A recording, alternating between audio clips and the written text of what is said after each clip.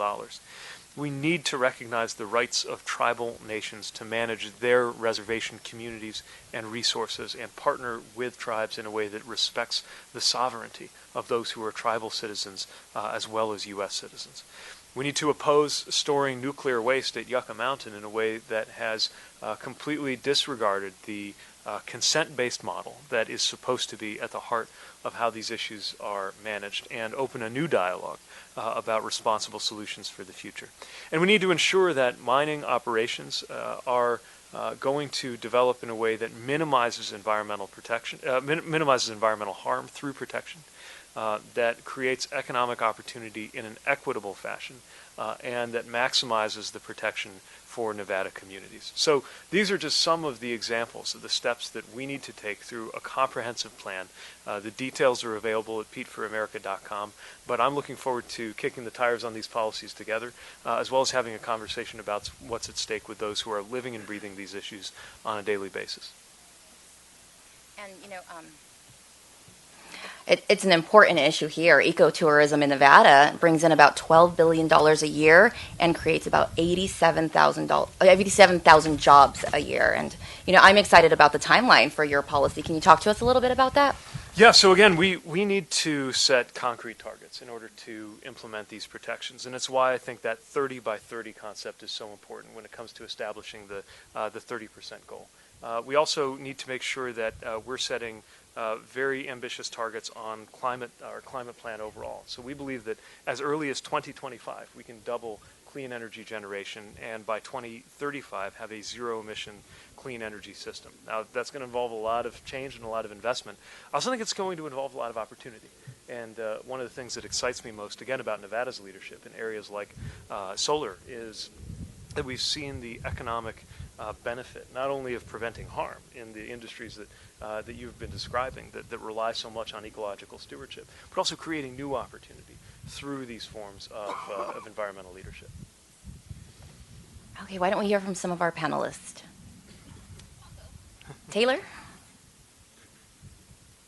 Got to press my button harder. So I notice you talk a lot about the preservation of our lands, which I very much appreciate, and keeping those national spaces protected. However, this country has a history of protecting our lands from us, meaning they'll create a national park, they'll create this protected space and not allow our people to go onto those lands and harvest either our sacred resources, be a part of the prayer, be a part of that space. So how do you plan on integrating our voices?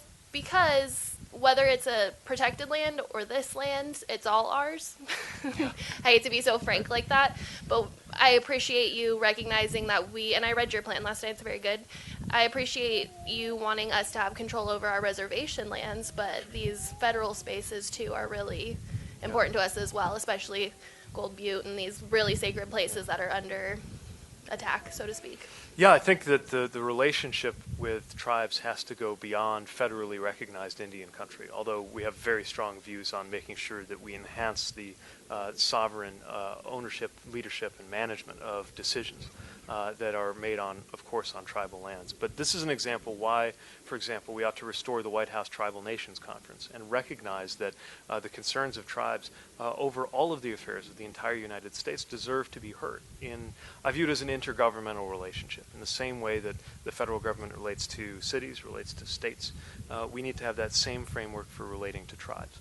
And it's also going to require, I think, some legislation to really enshrine that idea of free, prior, informed consent, certainly in Indian country as such, but also to ensure that stakeholders are consulted, and as you say, that when there are protections, they happen in concert with and not at the expense of tribal nations who, after all, are the original stewards of all land, whether it's designated as part of Indian country or not.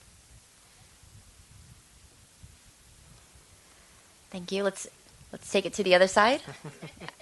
Annette? Yeah. So as a native Nevadan, one of the things that I feel we have done our part in is our nuclear history. We have given up our federal lands to the federal government, and they pretty much have done whatever they wanted on those lands for a long time now. And now they want to take over land that is tribal land, the Western Shoshone tribe land, to create a nuclear waste dump. And in my opinion, we should not be putting nuclear waste in our backyard. We don't have any nuclear facilities in Nevada that even create that waste. And so why do we need to be the dumping ground for the rest of the country? So what would you do on Yucca Mountain?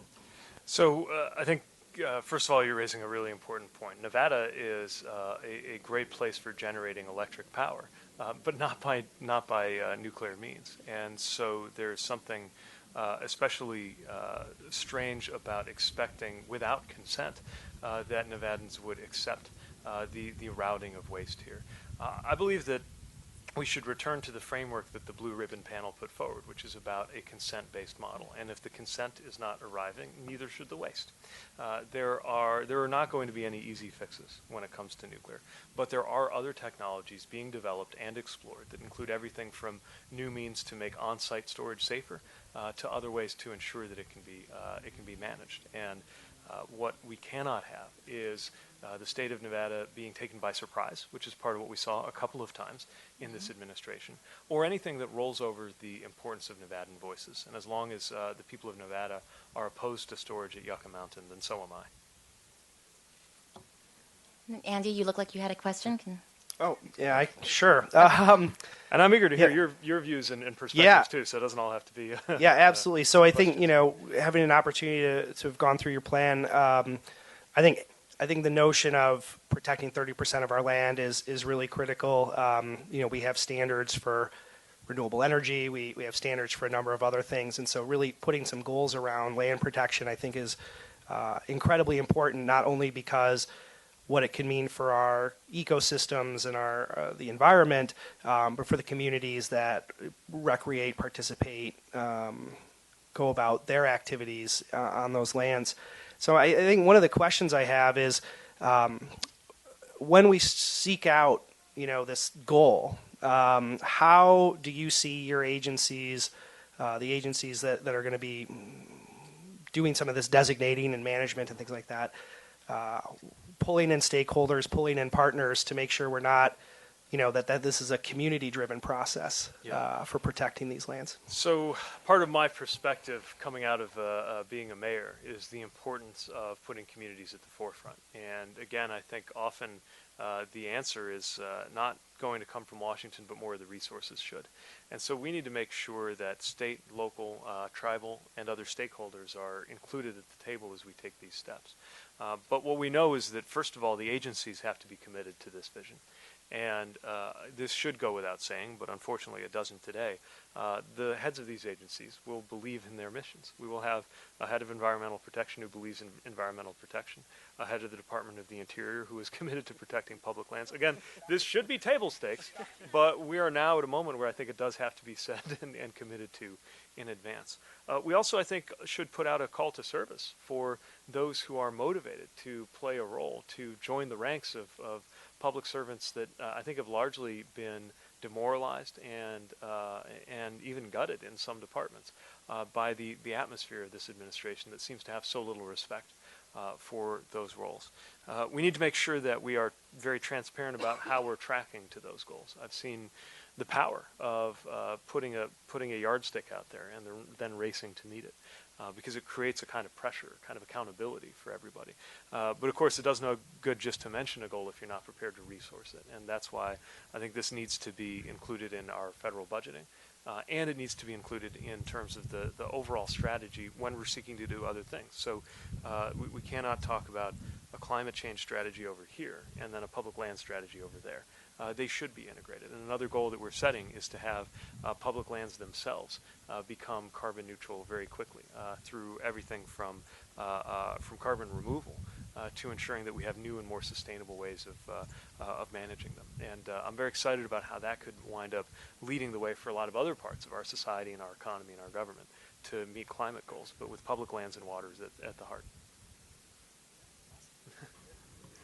And these are issues that really affect the Hispanic community a lot as well. And Rudy, as the executive director of CHISPA, what would you like to see? I think, first of all, may I repeat, thank you for addressing the Land and Water Conservation Fund and the plan. One of the things that we need that you mentioned in your plan is permanent funding for that. As the Assemblywoman mentioned, the Latino community takes advantage of public lands. Growing up, my family and I did not have the luxury of going to Disneyland every summer, going out to all these like other places, but we had the access to Mount Charleston, Red Rock, and all the different public lands that we have here locally. And when we're talking about LWCF, it's not just the big parts. It's your local park, it's your local pool that gets this funding. So those are areas that our communities till this day enjoy. And when we're talking about potentially not having that funding and closing down the local park, it's something that affects our communities on a day-to-day. So when we're talking about communities of color and the Latino community in particular, the other thing that we enjoy doing is not only going outdoors, but actually it's more of a family bonding thing. So it's the outdoors, but it's the way that our families bond. It's the stories that I have. It's the stories that I'm trying to build with my 5-year-old son now. It's how we connect. So how do you plan to permanently fund that? I know that that's a big question right now. We have funding for it now, but what would your administration do to ensure that it's permanently funded? Yeah, so part of it is, as you say, ensuring as part of our appropriations process that the federal funding is permanent. But part of it also is looking for ways to continue to support and expand community-based efforts, as you say, for these maybe less celebrated and less grand, but very important publicly held. I mean, a pocket park on a corner, that's public land too. And often that's the public land that kids in a neighborhood will have the easiest time getting to.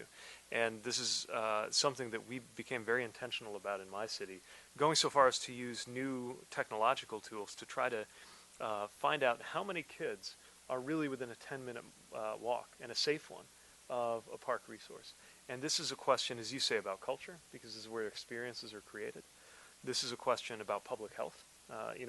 We know that some of the public health disparities and the different outcomes for Latino and Black and Native families are driven by these environmental factors. Something as simple as whether there is a safe place to go play and spend time outside. It's one thing to encourage people to have active lifestyles. It's another to actually make it possible.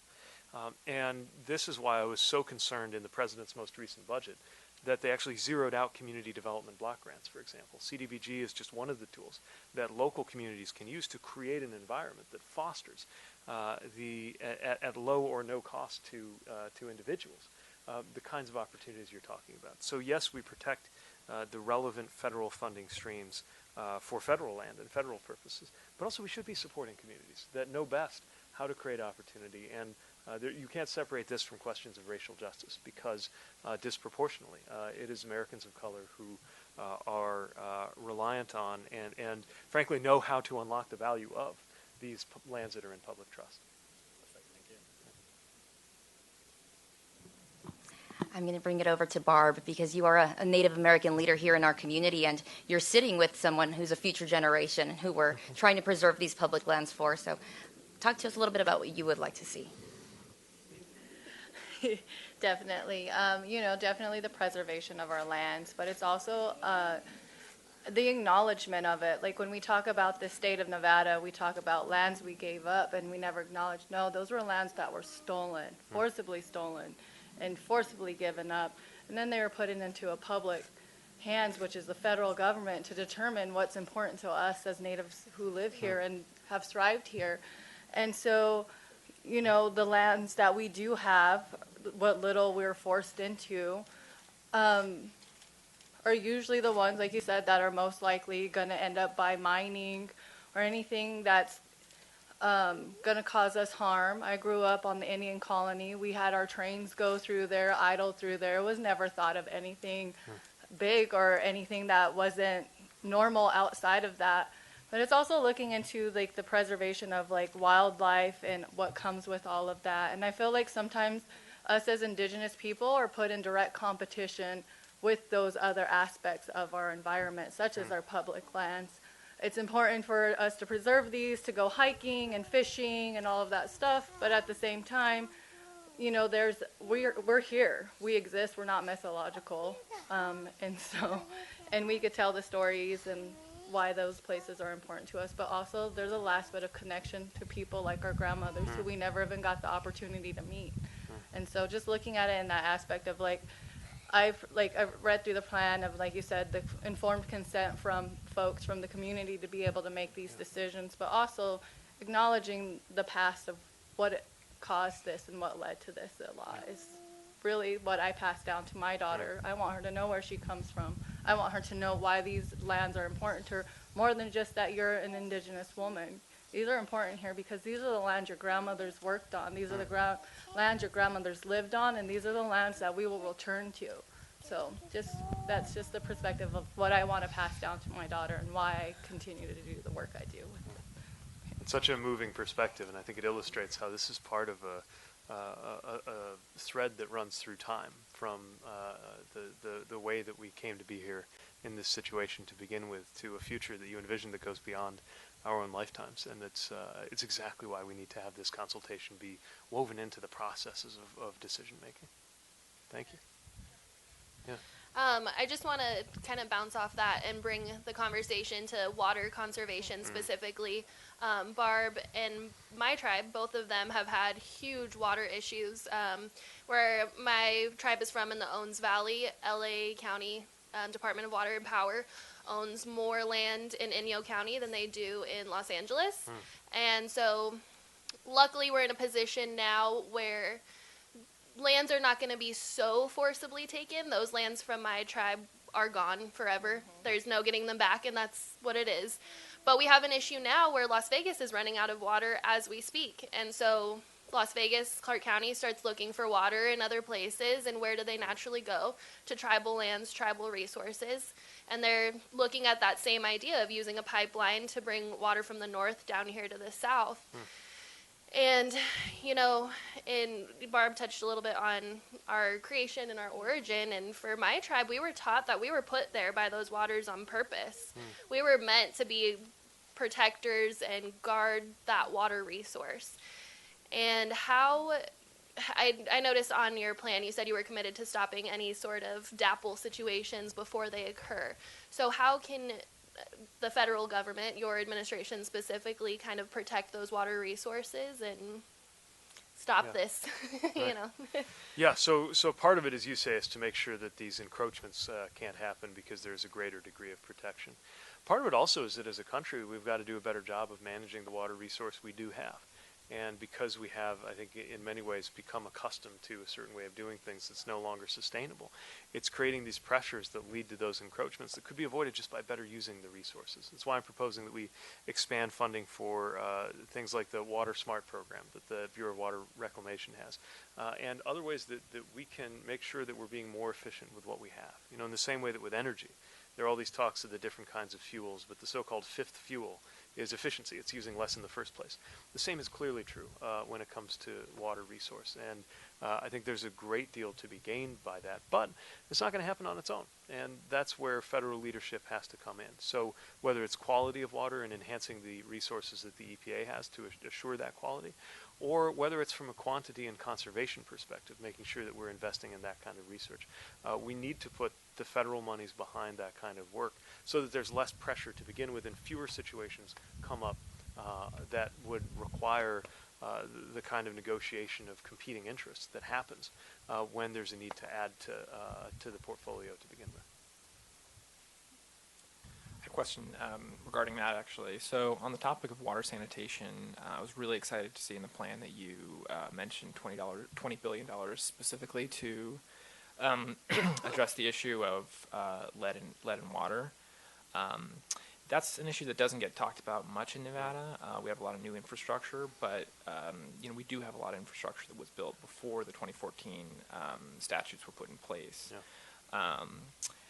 I've seen estimates that estimate that about, I think, up to $80 billion is what it would cost to replace every lead pipeline in the country. So I'm curious as to how you would prioritize that to make sure a state like Nevada wouldn't be left out. Yeah, I think what we need to do is try to make the most with the leverage of the federal dollars to try to invite states and communities to put together an integrated plan, because it is different in different communities, as is lead exposure in general. For example, in our city, even though we've had some issues with outdated service lines, the bulk of lead poisoning that happens, and there's a horrific level of it in very close to where I live, has nothing to do with water. It's in the homes. It's in the paint itself. because houses built before 1978, when the lead paint ban went into effect, especially in low-income areas, are likely to still be a threat to the children who live in them. So my point is that when we're attacking an issue like lead, we have to look at different elements that affect different communities differently. But what we know is any improvements or upgrades that rely on water and wastewater rates are disproportionately going to hit low-income people, because, I mean, even more than any kind of tax, a wastewater, it is the last thing that you give up as a low-income family, even after electricity. And we've seen how frequently people are pushed to the brink by poverty. And that's why I also think we need, as part of our housing strategy, bridge funding for people who are vulnerable in that regard. As part of our infrastructure plan overall, making sure that we're supporting not just things like a state revolving fund that can help finance water projects, but also increasing the funding going into build grants, which we usually think about for surface transportation, but might also be something that we could link up to opportunities around water. You're right, the dollars only go so far, and we need to make sure that every different kind of community is getting some level of support without expecting that it can all be solved federally either. And that's where the partnerships that create that leverage are important, as well as federal research on how to make sure that we use the assets we have better. So one of my favorite stories as a wastewater geek in South Bend had to do with the use of technology to save low-income ratepayers hundreds of millions of dollars by just managing a wastewater system better.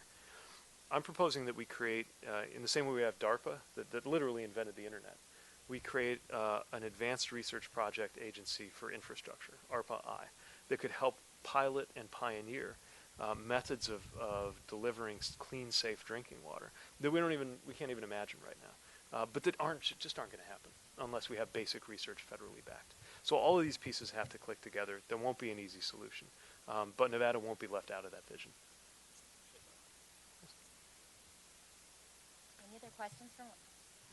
Any other questions from our panel? Annette?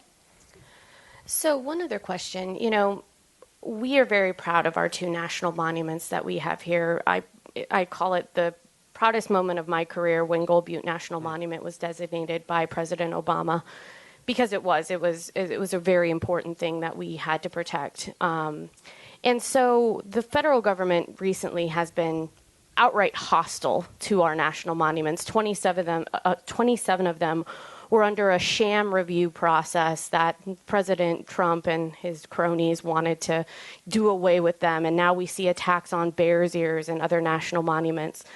What would your administration do to make sure that more protected land like Gold Butte National Monument happens? And how would you go about making sure that the lands that they're currently attacking under this review process are restored to what the protections need to be? Yeah, so I would break this into three pieces: administration, legislation, and then alliances, which might be the most important of all.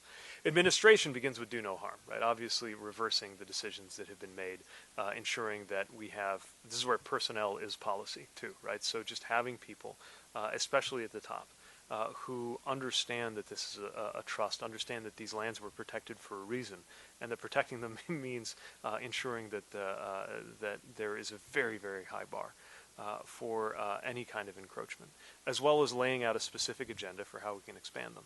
That's the administration side. But we don't want to be in another situation where we have to fear, especially as we're trying to make 7-generation decisions, that 4 years from now or 8 years from now we'll be in a different place. That's why I believe we need to take stronger legislative action as well, to create the left and right boundaries on what can happen on public lands to begin with, and to amplify the energy going into protecting and designating more lands.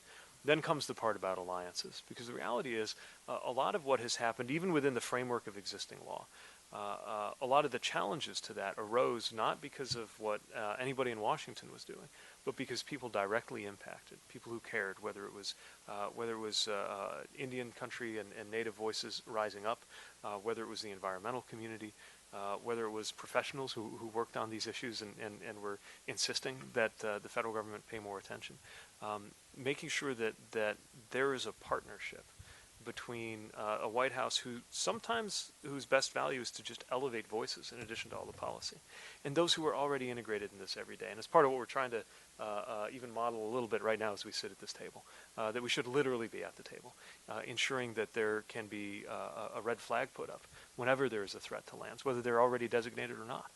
so that we are teaming up to work out how to move forward. Well, I'd like to thank everyone for coming and joining us and being a part of this very important discussion. And Mr. Buttigieg, would you like to offer any closing remarks? Great. Well, again, I'm humbled to be with a group of those who have been impacted and have been leading on these issues for such a long time. And I'm thankful for the chance here in Nevada to shine a light on an issue that is so important and has been mostly absent from the dialogue in the presidential campaign. These are the decisions that we make that will be judged on long after we are no longer here. And so many day-to-day political concerns command our attention when, if you just look around us, you have a sense of a bigger picture in terms of space, of course, but also in terms of time. And as we put climate at the heart of our vision for the future of the country, as we act to make sure that we're doing right by those who are the youngest among us and those yet to come, so much will depend on ensuring that we put our money where our mouth is, that we establish real and meaningful protections, that we enforce what we already have on the books, and that we invest in innovation for the future. That's what the plan is about, and I really appreciate the input that we've gathered from experts on that plan, and the opportunity to continue to develop these ideas into the administration as we move forward. So thank you again for your leadership here, and thanks to everybody for the work that you do and for being willing to help us shine a light on these issues. Thank you. All right. Thanks. All right. I'd like to just sit here for a few hours and Yeah. enjoy this. Thank you, everyone. I'm sure they won't let us. Yeah, not a lot of outdoor events in Indiana this time of year, but this is wonderful. We saw a road runner on our way up, so that's already made my day. Welcome to beautiful Nevada. Clearly, it's wonderful. All right. Thank you, everyone. Who's here?